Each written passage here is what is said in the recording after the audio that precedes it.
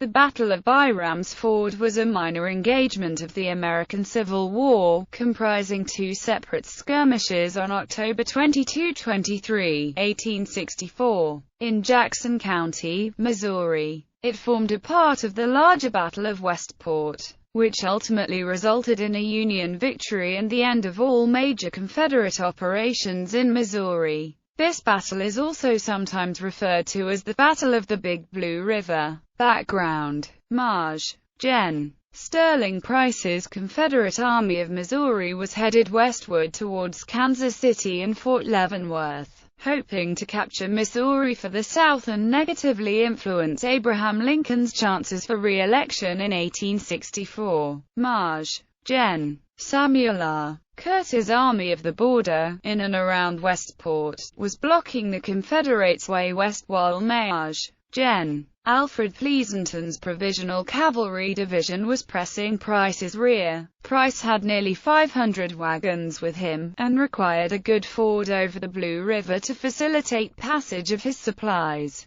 First engagement, October 22. On October 22, Marge. Gen. James G. Blunt's division held a defensive position on the west bank of the Big Blue River. Around 10 a.m. part of Brig. Gen. Joseph O. Shelby's Confederate division conducted a frontal attack on Blunt's men. This attack was a ruse, because the rest of Shelby's men flanked Blunt's hasty defenses, forcing the Federals to retire to Westport. Price's wagon train then crossed the Big Blue River at Byram's Ford and headed south to the village of Little Santa Fe in safety. Second engagement, October 23. The Battle of Westport began in earnest on the morning of the October 23. Pleasonton's cavalry was hot on the tail of Price's army, having engaged his rear guard in nearby Independence the previous day. Brig. Gen. John S. Marmaduke's Confederate division had stopped Pleasanton just west of Independence,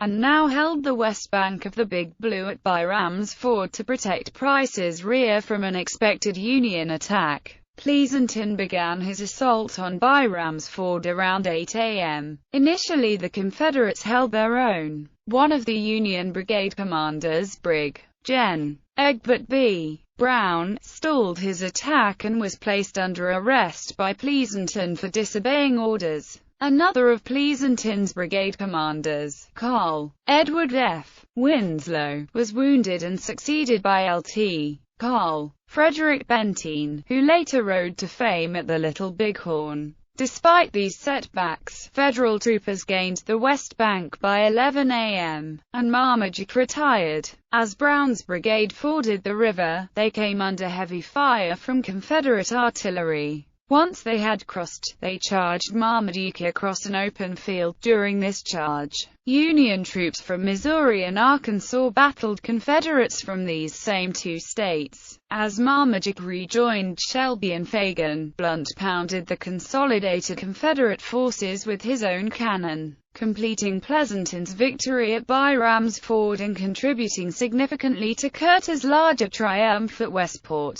Aftermath. With Pleasonton now across the river, he was now an additional threat to Price, who was heavily engaged with Curtis' main force at Westport. Defeated by Curtis there and menaced by Pleasanton and an additional Federal brigade under John McNeill, Price had to abandon his Missouri campaign and retreat southward. This brought to a close the last major Confederate military operation west of the Mississippi River, and ended the last major Southern threat to any northern state.